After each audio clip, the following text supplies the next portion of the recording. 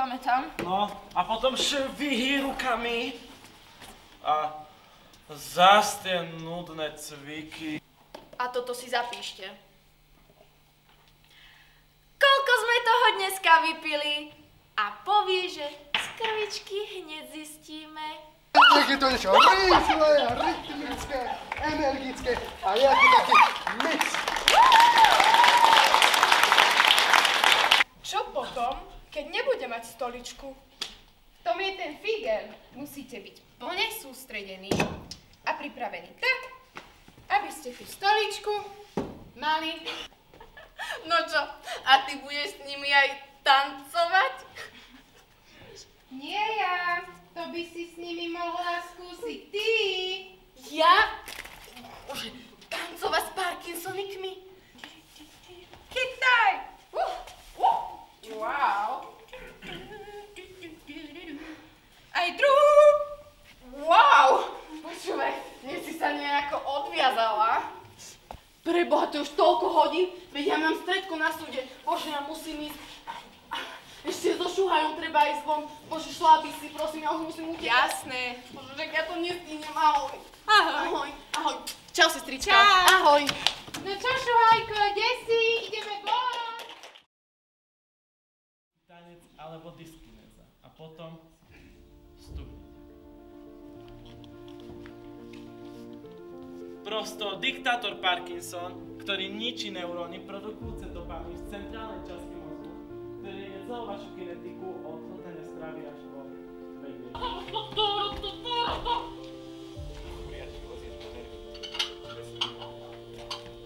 Ešte sa nepoznáme. Som C8H11N2. Kalinka, cítiš tú radosť. Nevidela. Som tam ešte bola aj na počuješ tú radosť. A vidíš tú závu. Musíš odovzdať tú informáciu. Dobre, všetky oči na tebe. Keď budeš presereš si scénu. Že si pôjdeš pomáš, všetky povolí na teba. Keď sa niečo stane, že zabudneš. Čo som chcel povedať? Ešte raz.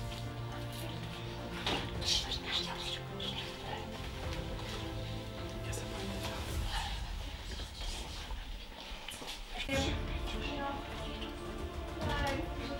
Míšo, poď nedal. Teda nos mikrofón. Váš to vereníš. Aký máš pocit?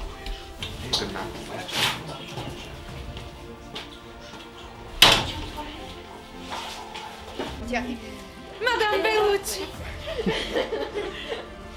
Pardon. Aj keď ich nezakrieš, no?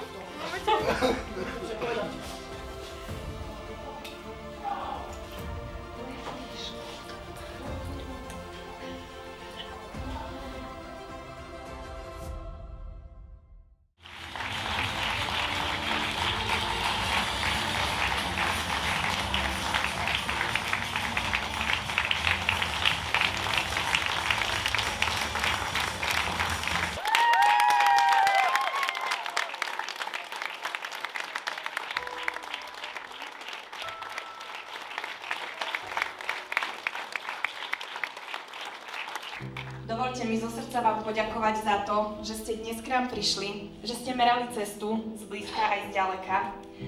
A zo srdca za celý náš herecký kolektív, za všetkých tých, ktorým to je určené, chcem poďakovať našej režisérke Dagmar, ktorá, áno, to je ona, v hlave ktorej vzniklo celé toto veľkolepé dielo.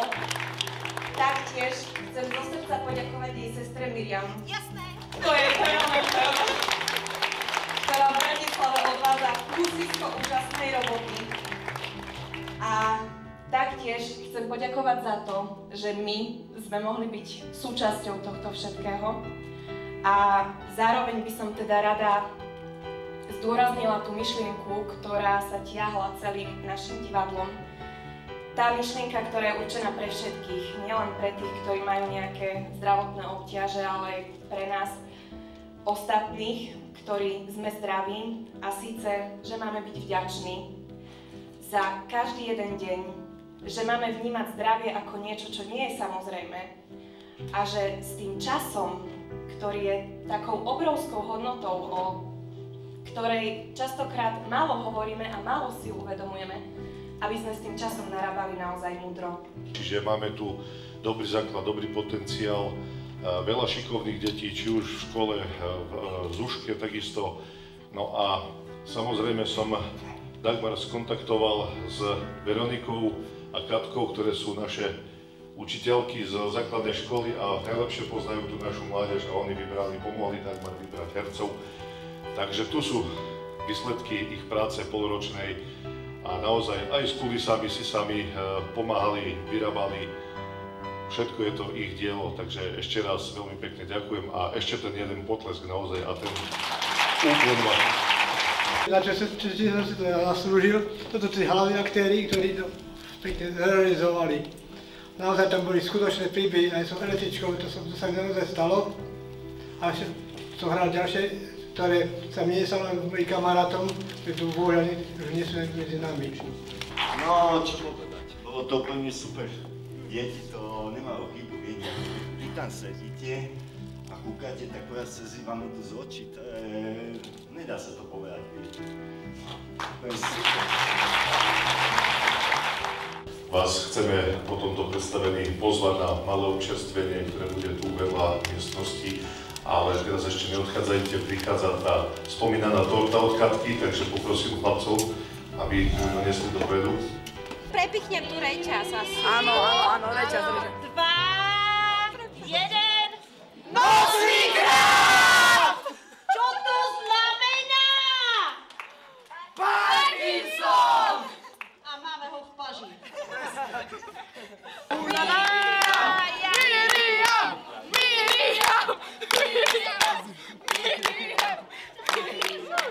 Dáme si všetci spoločne prvý šric, takýto kroj. Ulala, ulala. A ideme si ho, tento prvý všetci ochutnáme.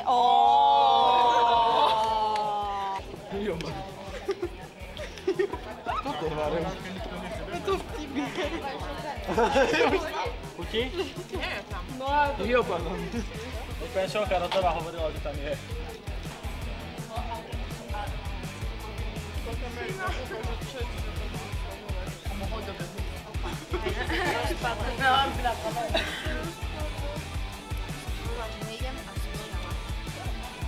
Ponúka, že víno pije.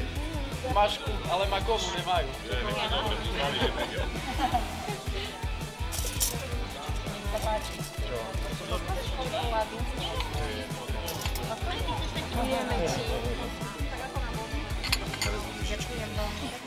Ďakujeme.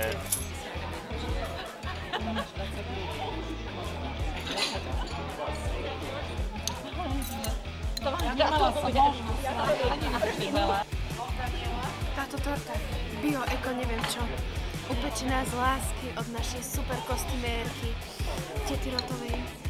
Máte chuť? Vaše nešťastie. Príďte na divadlo Noslíka. Úžasné, výborné, fantastické. Máte chuť?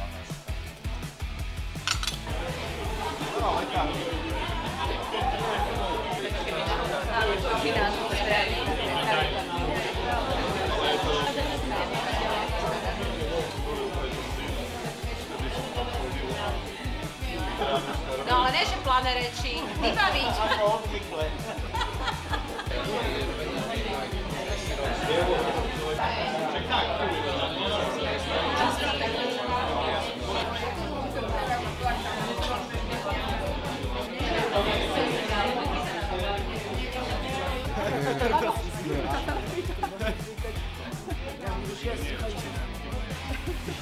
Budeme priamo rozbiehať aj tú známku. Tak napíšte mi niečo, ak chcem nejako potlačiť.